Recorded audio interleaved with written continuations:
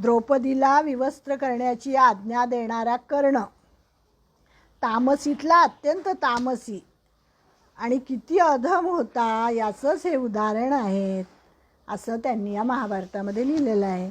आणि पुढे तर तो म्हणतो म्हणे की दास, पुत्र आणि अस्वतंत्र म्हणजे पतीच्या अधीन असलेली स्त्री या तिघांचे स्वतःच्या मालकीचे कसलेही धन नसते. द्रौपदी स्वतः दास अधन असल्यामुळे दासाच्या पत्नीला कुणीही मालक नसतो. तसेच दासाचे म्हणून जे काही धन असते त्या धनालाही कुणीही मालक नसतो. द्रौपदी, आता तुला एकच काम करावयास सांगणे उरले आहे. दुर्योधनाच्या अंतःपुरात जा आणि त्याच्या परिवाराची परिचर्या कर. अतिशय वाईट वाईट तो बोललेला आहे. दुर्योधनही किती तामसी होता ते खालील उद्गारावरून कळते. दुर्योधन म्हणतो, द्रौपदीला इकडे घेऊन ये. आमच्या भवनाची झाडलोट करून त्या दुर्वृत्त स्त्रीला आमच्या दासींबरोबर राहू दे. पुढे सांगितलेलं आहे की दुर्योधनाने ऐश्वर्याच्या मदाने धुंद होऊन हसत हसत द्रौपदीकडे बघितले आणि आपले मांडीवरचे वस्त्र दूर केले. त्याने केळीच्या खुंटासारखी सुलक्षणांनी संपन्न असलेली, हत्तीच्या सोंडेप्रमाणे पुष्ट असलेली, वज्राप्रमाणे दणकट असलेली आपली उजवी मांडी राधेय कर्णाला संतुष्ट करीत आणि भीमाला कसपटा समान तुच्छ लेखीत द्रौपदीच्या डोळ्यासमोर उघडी करून दाखवली. महाभारतातले सगळे प्रसंग आपल्याला माहिती आहेत की त्यांनी मांडी थोपटलेली आहे आणि या मांडीवर येऊन तू बैस असं सांगितलेलं आहे. जे दुःशासनही तसाच तामसी होता, दुर्योधनही तसाच तामसी होता, कर्ण, शकुनी या सगळ्यांचा तमोगुणच यातून प्रगट होतो. बरेच प्रसंग त्यांनी दिलेले आहेत. आपल्याला बरेचसे माहिती आहेत म्हणून मी सगळे काही वाचत नाही. परंतु पुढे गांधारीनी सत्वगुण दाखवलेला आहे. गांधारी काय म्हणते बघा की शोकविव्हल झालेली धर्मशील गांधारी पुत्रावरील ममतेने राजा धृतराष्ट्राला म्हणाली. म्हणजे पुत्रांवर तर प्रेम होतंच तिचं, गांधारीचं, पण तरीसुद्धा तिचे उद्गार बघा.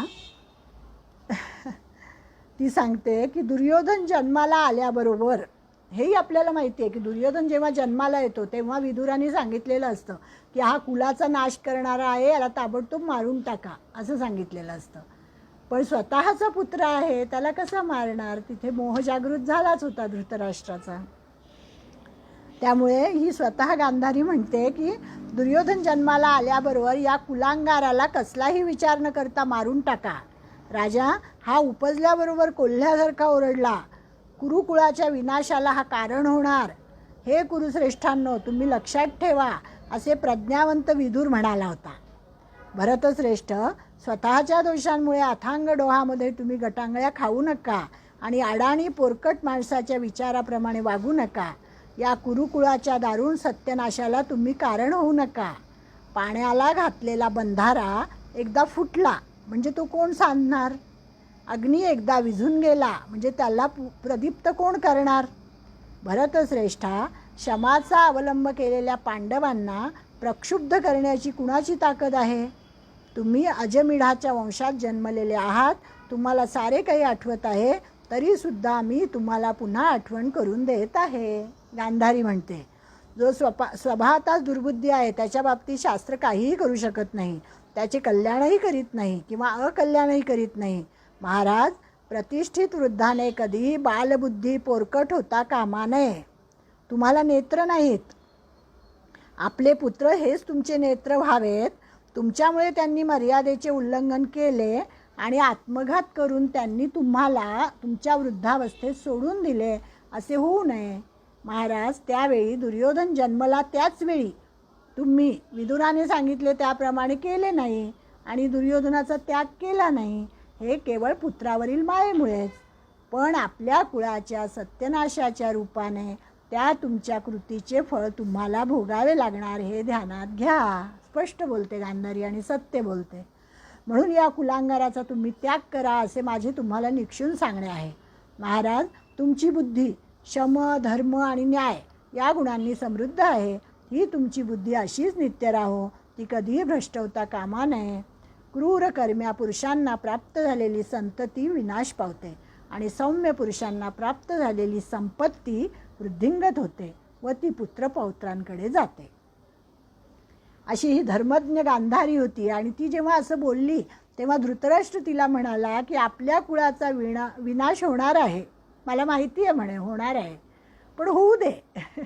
तो विनाश थांबवणे माझ्या आटोक्याबाहेरचे आहे. माझ्या पुत्रांच्या इच्छाप्रमाणेच होऊ दे. द्यूत खेळण्यासाठी पांडवांना परत येऊ दे आणि माझ्या पुत्रांना पांडवांबरोबर पुन्हा एकदा द्यूत खेळू दे. म्हणजे तो सुद्धा कसा गुणांच्या अधीन गेलेला आहे. कोण? धृतराष्ट्र.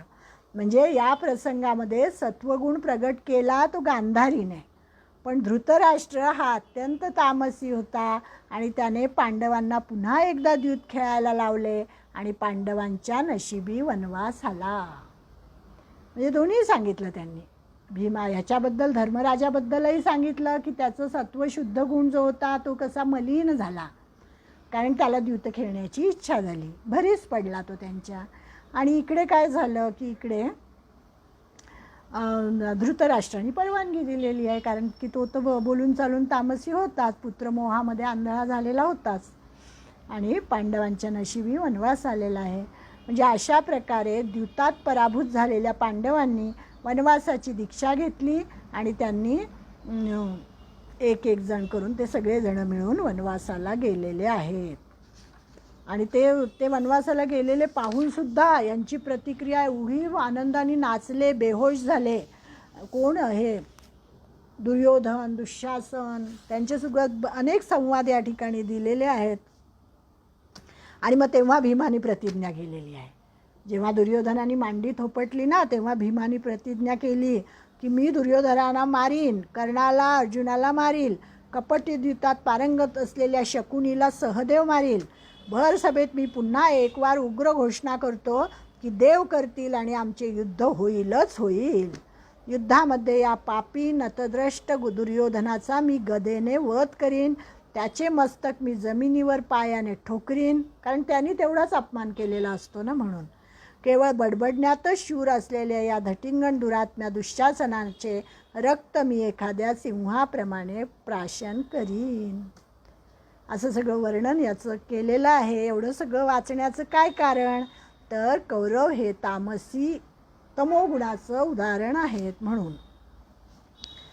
म्हणजे जीवाला बंधनात पाडण्यापूर्वी तिन्ही गुण त्याला काय करायला लावतात याचे वर्णन आता पुढच्या श्लोकामध्ये भगवंत करतात.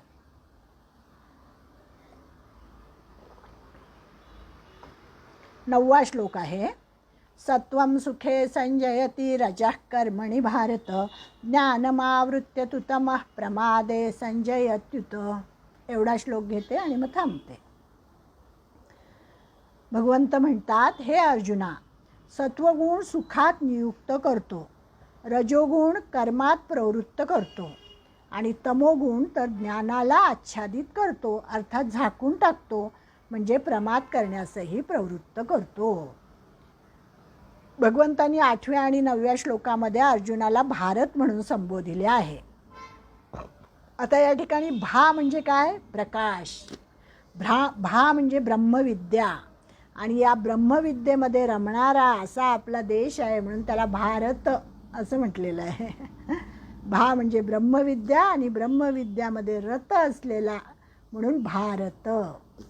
आपला देशाचं नावसुद्धा भारत आहे, म्हणजे लक्षात ठेवायला हरकत नाही. आणि या ठिकाणी अर्जुनाला त्यांनी भारत म्हटलेलं आहे, म्हणजे ब्रह्मविद्येमध्ये ज्याच्याकडे प्रकाश आहे सत्वगुणाचा. गुणसमूहाचे बंधन जीवाला कसे पडते ते भगवंत आता सांगतात.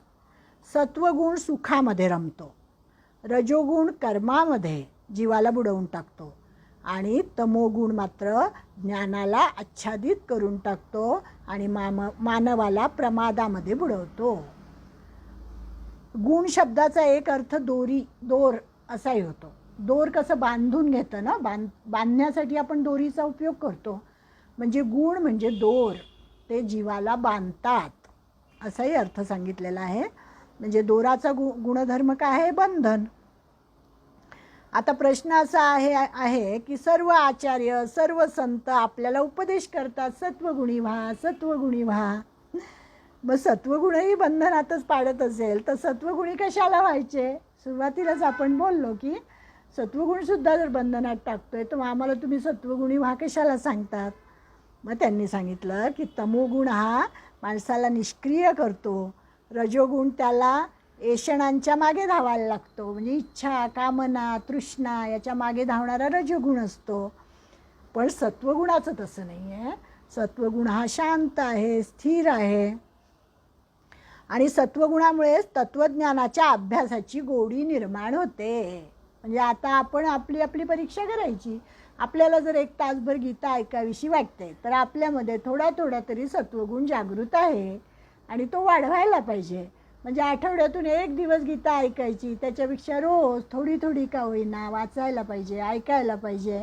म्हणजे आपला सत्वगुण वाढण्यासाठी मदत होऊ शकते.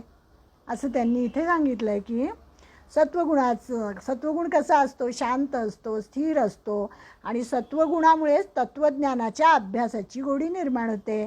तत्त्वज्ञानाच्या दीर्घ अभ्यासाने मानव ब्रह्मविद्येकडे झेपावतो आणि शेवटी सर्व बंधनातून मुक्त होतो. म्हणून सत्वगुणाची थोरवी आहे. म्हणून सत्वगुण महत्त्वाचा आहे. आता हे 3 गुण आपले कार्य केव्हा करतात, कसे करतात त्याचं विवेचन आपण पुढच्या रविवारी बघू. 10वा श्लोक आपण पुढच्या रविवारी बघू.